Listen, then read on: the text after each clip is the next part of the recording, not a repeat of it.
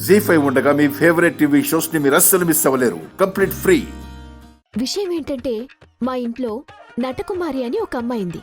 ఏది ఇందాక హాల్లో ఉంది ఆ అమ్మాయా? అదే ఆ అమ్మాయి పేరు మీద 50 కోట్లు ఇన్సూరెన్స్ చేయాలి. నా పేరునా? ఎందుకు? ఆ పిల్ల పేరు మీద ఎందుకు మేడం? వాళ్ళ మమ్మీ పేరు మీద చేస్తే మీకు బెనిఫిట్. అదెలా? ఆ పిల్ల ఇంకా వయసులో ఉంది. వాళ్ళ అమ్మాయి ఇవాళ రేపు అన్నట్టుగా ఉంది. ఆవిడ మీద ఇన్సూరెన్స్ చేయించారంటే త్వరలోనే పోవడం ఖాయం. ఆ ఇన్సూరెన్స్ డబ్బులు మీ చేతికి రావడం ఖాయం.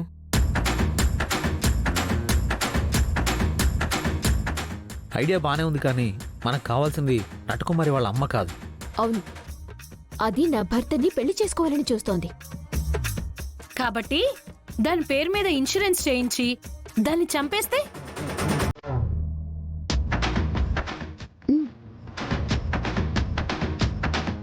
నన్ను చంపేస్తారా? అవును, ఆ అమ్మాయి మర్డర్ అయిపోతే ఇన్సూరెన్స్ క్లెయిమ్ అయిపోతుంది కదా. ఈ రోజుల్లో యాక్సిడెంట్ డెత్తుల కంటే అర్ధాంతర చావులే ఎక్కువ మేడం. అందుకే అలాంటి వాటికి కూడా ఈ పాలసీలో కవరేజ్ ఇస్తున్నాం.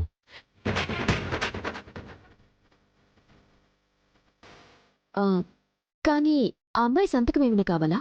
ఏం అవసరం లేదు మేడం. ఆ అమ్మాయి ఆధార్ కార్డు, పాన్ కార్డు ఉంటే చాలు. అవి మా దగ్గర రెడీగా ఉన్నాయి. నా ఐడి కార్డు, పాన్ కార్డు వాళ్ళ దగ్గరికి ఎలా వచ్చాయి పులి?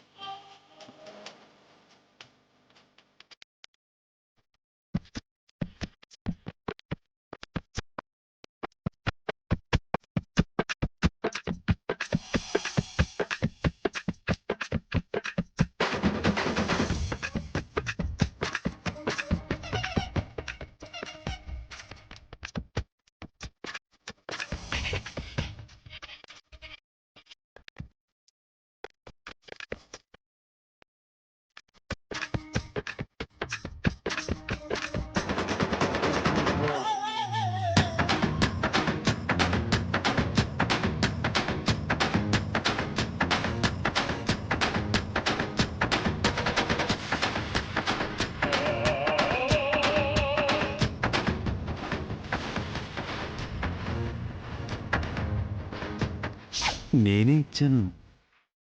ఏంటి? అదే ఎవరిచ్చారా అని. తీసుకోండి. ఇక ఆ పిల్ల పని అయిపోయినట్టే. అయితే మేము హ్యాపీగా దాన్ని మర్డర్ చేసేయచ్చా? ధైర్యంగా.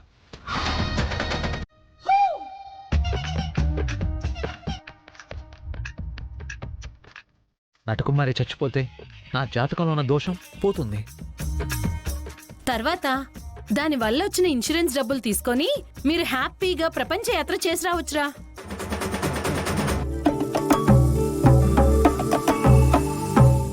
చూసావా పులి, నన్ను చంపేసి నా చావుతో వచ్చిన డబ్బులతో ప్రపంచ యాత్ర చేస్తారంట.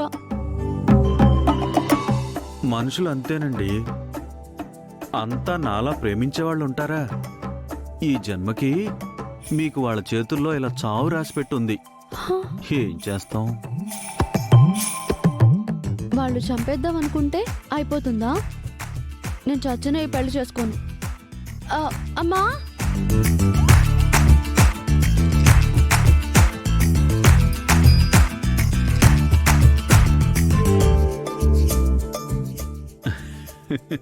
ఏంటి పులి రియాక్షన్? మేడం, ఆ పిచ్చిది మీరు మాట్లాడుకుందంతా నిజమే అనుకుంటుంది. ఈ పెళ్లి చేసుకోను అని వాళ్ళ అమ్మ దగ్గరికి వెళ్ళింది.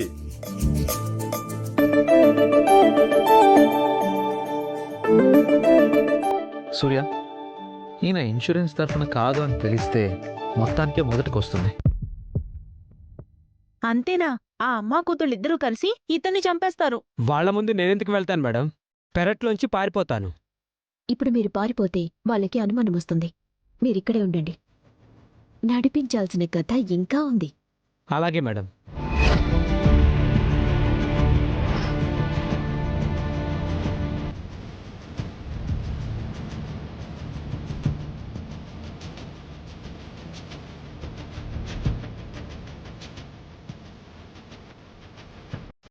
ఏమా పెళ్ళన్నావు ఫంక్షన్ అన్నావు అమ్మాయి అబ్బాయి వస్తారన్నావు ఏరి వచ్చేస్తారమ్మా వచ్చేస్తారు హా.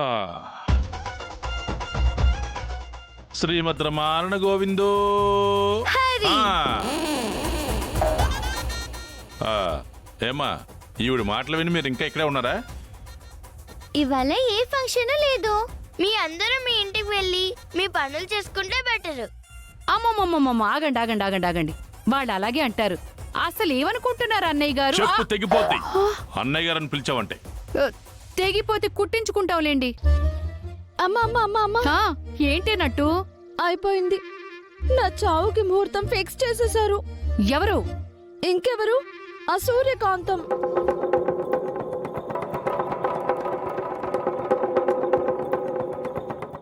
నా పేరు మీద 50 కోట్లకి ఇన్సూరెన్స్ చేయించారే.